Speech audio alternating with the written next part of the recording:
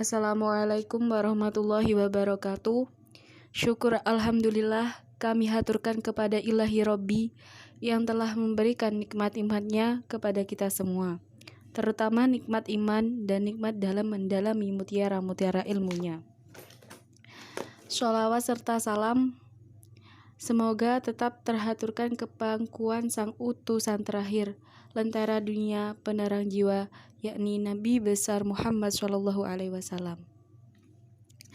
Saya di sini mahasiswa Inaifas atas nama Tasya Amalia yang bernim 201944012666, Prodi PAI kelas ekstensi semester 4.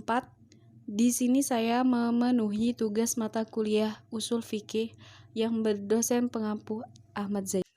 Di dalam video kali ini, saya akan menjelaskan motivasi pentingnya mempelajari usul fiqh di zaman sekarang. Kajian tentang pengetahuan agama Islam pada dasarnya membicarakan dua hal pokok. Yang pertama, tentang apa yang harus diyakini umat Islam dalam kehidupannya. Pengetahuan tentang hal ini kemudian berkembang menjadi ilmu akidah. Dan yang kedua, tentang apa yang harus diamalkan umat Islam dalam kehidupannya. Pengetahuan tentang hal ini kemudian berkembang menjadi ilmu syariah. Ilmu syariah itu pada dasarnya mengandung dua hal pokok. Yang pertama, tentang materi perangkat ketentuan yang harus dilakukan seorang muslim dalam usaha mencari kebahagiaan kehidupan di dunia dan kehidupan di akhirat kelak. Perangkat materi tersebut secara mudahnya disebut fikih. Kedua, tentang cara, usaha, dan ketentuan dalam menghasilkan materi fikih tersebut. Hal yang kedua ini secara mudahnya disebut usul fiqh. Dengan demikian, usul fiqh merupakan bagian yang tidak dapat dipisahkan dari ilmu pengetahuan agama Islam.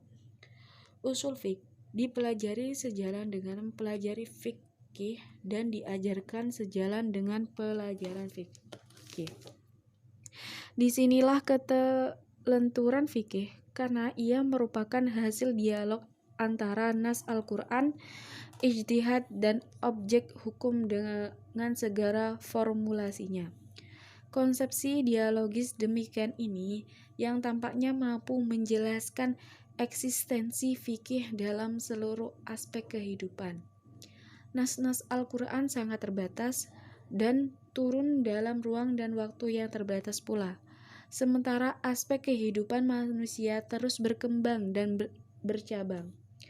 Olehnya, Al-Quran seperti terbelenggu atau membeku. Tanpa kreasi ijtihad tak boleh mati. Ia harus terus memberi nyawa karena ia adalah ruh hukum Islam. Memang saat ini sangat sulit bagi kita untuk bisa berijtihad, apalagi semangat mempelajari ilmu fikih di zaman modern saat ini, karena memang tidak ada minat dari orang itu sendiri, juga karena mujtahid sangatlah langka. Padahal mempelajarinya sangatlah penting dikarenakan banyaknya problem saat ini di masyarakat yang serba online. Motivasi untuk mempelajarinya ialah yang pertama, seseorang harus terancap rasa suka ilmu ini terlebih dahulu dengan banyak membaca kitab atau buku-buku mengenai ilmu usul fiqh. Jika sudah suka dan terbiasa, maka ia akan lebih penasaran untuk tahu lebih luas lagi tentang ilmu ini. Dan yang kedua ialah bisa sharing dengan teman, guru, atau siapa saja yang ahli dalam ilmu ini. Atau bertanya-tanya apa manfaat jika kita paham tentang ilmu usul fiqh ini. Karena dengan demikian kita bisa kenal dan senang mempelajarinya.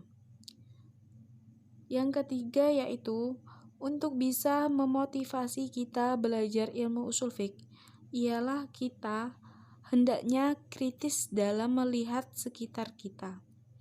Karena masih banyak sekali masyarakat yang belum paham fikih, apalagi usul fiqh. Sedangkan jika tidak ada orang yang sama sekali mengerti ilmu-ilmu ini, maka akan kacaulah tatanan masyarakat di sekitar kita. Jadi, dengan begitu kita sadar, jika bukan kita, siapa lagi?